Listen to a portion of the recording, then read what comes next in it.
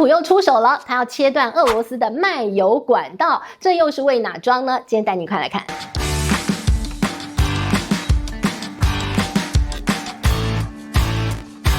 大家好，我是志玉，今天想跟大家聊聊川普总统最近到底在做什么。你说啊，他没有得到诺贝尔和平奖啊，真的是非常愤怒。愤怒之后呢，他想要让全世界都知道你们选错人了，于是他就飞到了以色列去，先慷慨激昂的告诉大家，我才是那个中东和平的一个制造者。然后呢，又飞到了埃及去，签下了一份川普和平协议。他说，只有我。全世界、全地表、全 universe， 只有我可以解决中东危机。从古至今，美国总统没有一个人办得到，只有我。你们居然还没有给我诺贝尔和平奖啊！这是他心里话没有讲出来。好了，那无论如何，他签了那个协议，告诉全世界说，我解决了中东危机。好，解决了中东危机之后呢，你说。然后呢，他最近在干嘛？解决了中东危机之后呢，他要更急于证明我就是那个应该拿和平奖的人，所以他说我下一个要解决的是俄罗斯问题，俄乌战争要让它落幕。于是呢，你看到了进来啊，这个川普总统又开始说，你们那个不要再给俄罗斯赚钱了，所以呢，我要切断他赚钱的一个管道，就是不让俄罗斯的油再有办法卖出来。好，那当然啦，这个听起来会觉得说他是要解决这个俄乌战争，对不对？他要解决这个世界上所有不平静的事物，因为他要成为那个和平使者。好，但是其实有没说出来的话。没说出来的是什么？因为呢，最近美国页岩油遇到了大麻烦，因为呢，国际油价不断的在暴跌，一来呢，中东和平啦，就没有地缘风险，那当然油就掉下来啦。另外一个是，大家说，这个好像关税战也没有这个平息啊，中美之间又开始有摩擦，不是吗？那于是呢，经济可能会不好啊，不好，我干嘛买油呢？油价就嘣。好，油价跌落了之后呢，美国的页岩油，你知道很多油大亨都是川普的金主，所以现在是金主爸爸不开心了，告诉川普说，你把油给我弄上来。所以呢，这个川普就赶快出面解决了，不要买俄罗斯的油，你们买我美国的页岩油，我阻断了俄罗斯的油卖出来，就是我阻断了市场上的供给，对吧？供给少了，价格就上去了，所以他现在开始认真抓俄罗斯卖出来的油。好，那他现在呢，他先去跟这个印度的一个莫迪讲，你不要再给我买了哦。大家都知道，印度就是那个最会左手买右手卖赚差价的那个人。俄罗斯的油现在最大的买家就是印度，他就是那个转手卖出赚大钱的人。好了，那川普呢就跟莫迪打电话啦，你再给我来这套，就给我试试看，对不对？好，那于是呢，据说莫迪有答应川普说不买了，但是呢，这个口头说嘛，谁知道？我们再继续观察。另外一个被盯上的是日本，因为呢，这个川普他发现，原来日本也在跟俄罗斯买能源，不是买油，他买天然气。日本呢，它的一个天然气从俄罗斯进口，大约占它所有的9%。将近1成，也是一个不小的数字。所以呢，现在啊，这个川普政府呢就要求日本，你也不要再跟俄罗斯买了，好吧？但是呢，这个日本讲，那我也得找到其他的来源嘛，对吧？那感觉好像美国没有说出来的就是，那你也可以跟我们美国买一买啊，是吧？让美国人赚点钱啊。好，但是无论如何你看这个美国去叫这个印度别买，然后呢去叫日本别买，好像没有叫中国不要买。你就觉得那如果大家都不要买，就通通卖给中国好了。好，这是题外话。但是我们回头来讲哦，为什么油价最近啊这个嘣在跌落哦？首先就是我们刚刚提到的，川普呢他促进了中东的和平。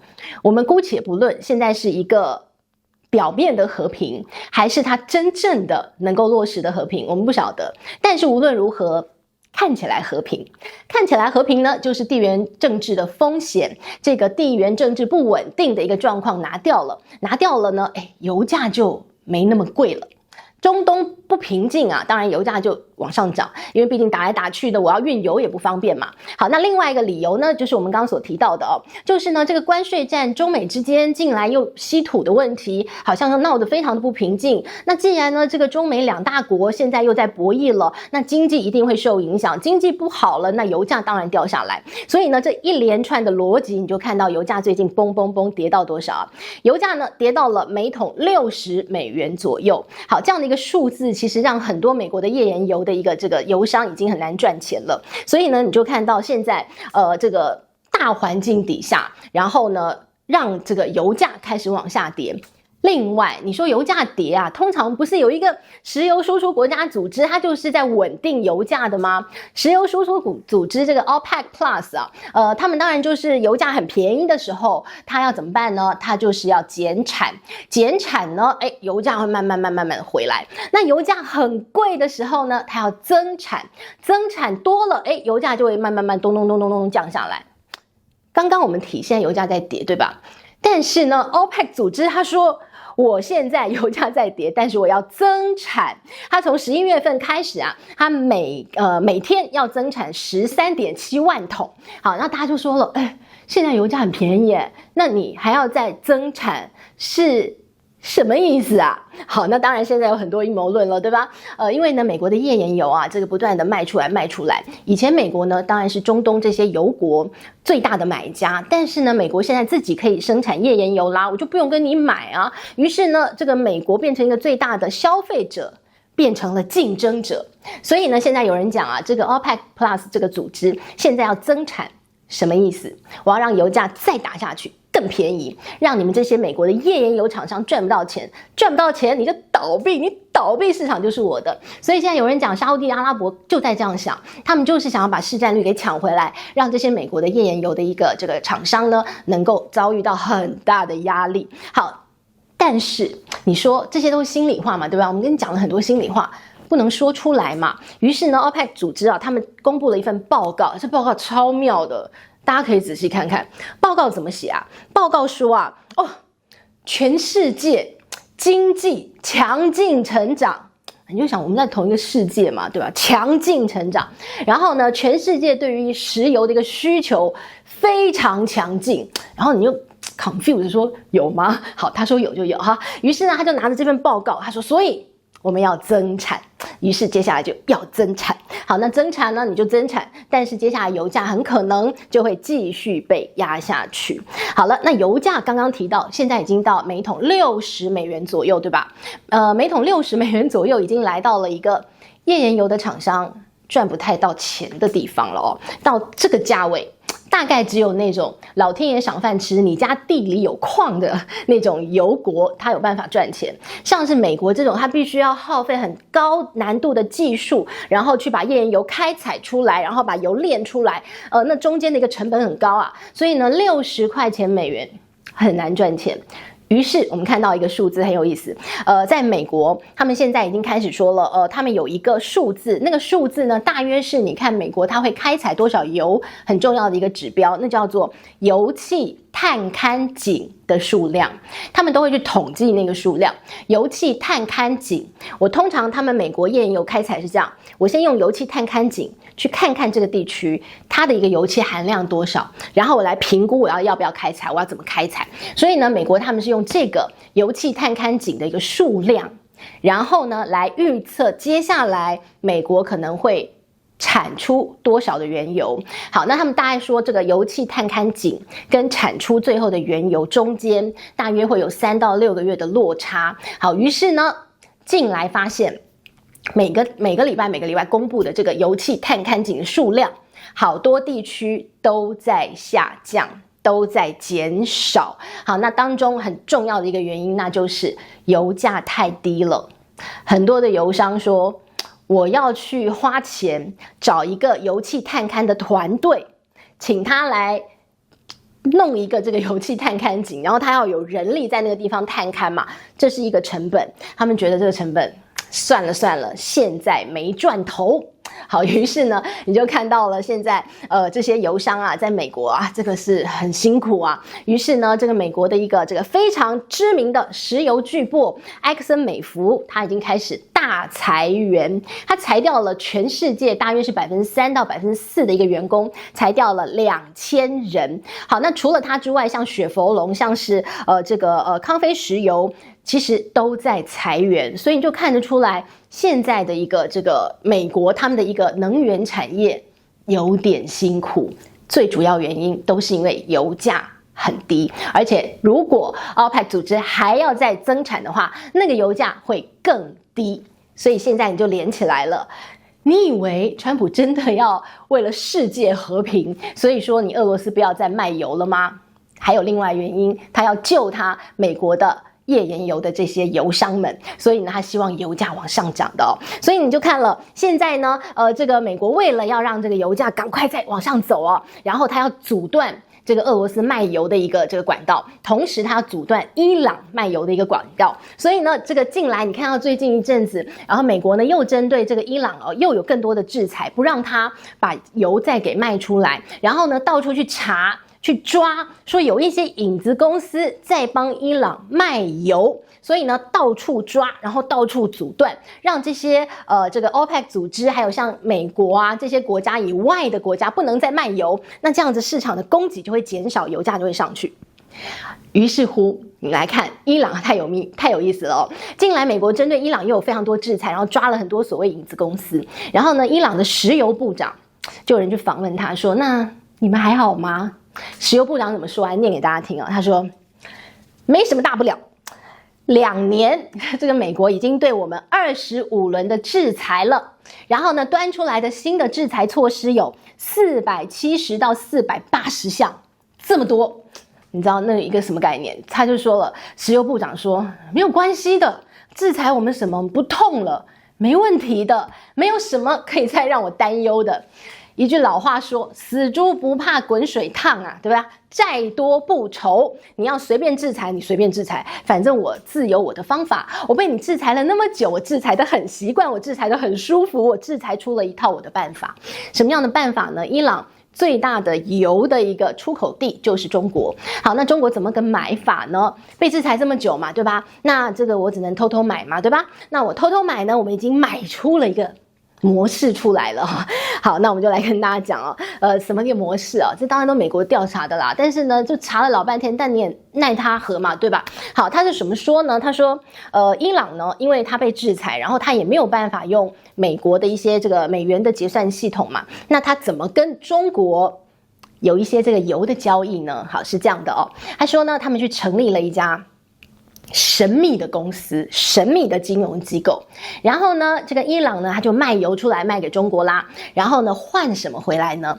换中国在伊朗帮他盖炼油厂，帮他做基础建设，帮他盖机场，帮他盖港口，帮他造桥铺路。好，那谁来盖？中国的厂商在伊朗当地盖。好，那个神秘的一个金融机构怎么操作？那家公司怎么操作呢？就是呢，伊朗把油啊，这个运到了中国，然后他会来这家公司登记。哎呀，我这个几月几号，我这个运了多少吨的这个原油，多少桶的原油到这个中国某某港口，然后呢，这个中国呢就开始付钱给这家公司，这家公司呢就把这些钱呢，再拿给在中国当地要盖这些基础建设的那家公司哦，所以你说这些钱它其实根本就不会到伊朗当地去，因为是中国的公司在帮他盖嘛，对吧？所以中国目前还没有被制裁，所以呢，中国是 OK 有这些金流的，所以呢，用这样的一个方式啊，就伊朗也得到他想要的，中国也有油了，对吧？然后他们的这个交易就非常完善了。另外，这当中啊，最近这个美国又抓到，他说影子公司就是现在在伊朗有一家非常大的航运帝国航运公司，这个航运公司呢，它是这个伊朗最高领袖哈米尼他的最高顾问的儿子开的。好，那这个儿子叫什么名字呢？叫做侯赛因。不是侯赛雷哦，是侯赛因。好，那他的这个航运帝国呢，专门在帮伊朗运油给中国，或者是帮伊朗运油给世界各地。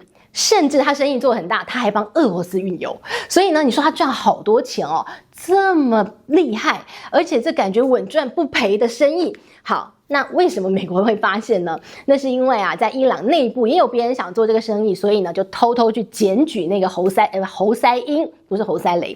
好，他就检举他所以呢就跟这个美国终于就你们自己互相互咬啊互斗，所以他就发现了你们的证据，现在就开始抓这些影子公司。好，但这就不是重点，因为呢交易是这样的，只要有人肯卖，有人肯买，你要他们怎么卖怎么买，用什么样的东西交换，那都是有办法办到的。所以呢这个伊朗就是无所谓啊，你继续抓我啊，反正我就是卖，反正中国就是会买，我们再怎么样交易就不关你的事。好，那当然呢现在川普啊就是他还是持续的在抓嘛，持续的在阻止伊朗跟俄罗斯卖油，希望这个美国的油价上来嘛。然后呢他还这个警告普丁说什么？他说你这个赶快给我住手，你赶快俄乌战争不停止的话，你小心哦，我要给这个基辅，要给乌克兰这个战斧飞弹咯，你就给我小心点。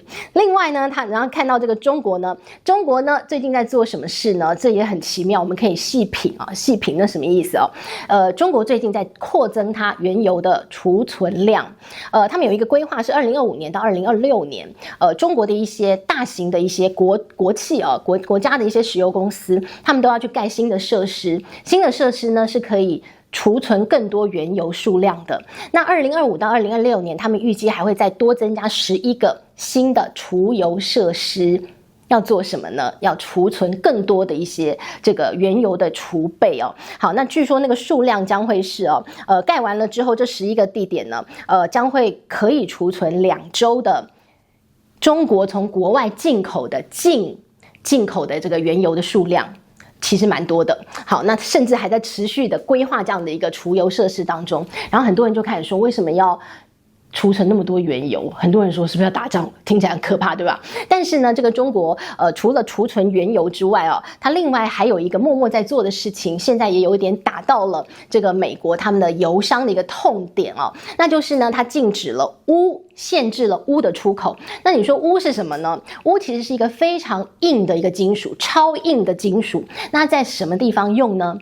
页岩油它的碳钻头，油田的钻头因为要很硬，用的都要是钨。好，那现在呢中国呢限制出口了，所以呢现在钨的价格已经翻倍涨了，所以呢这也是另外一种方式叠加了美国这些川普金主页岩油厂商他们的一个经济压力了。所以你就看到了未来的世界感觉就是各自找弱点就往你的这个7寸用力给你踩下去。那很多呢这个默默的我们帮大家抽丝剥茧，还有哪一些大国博弈当中很有意思的一些这个小细节，我们都一一揪出来跟大家分享。今天要跟大家讲的是油价的状况。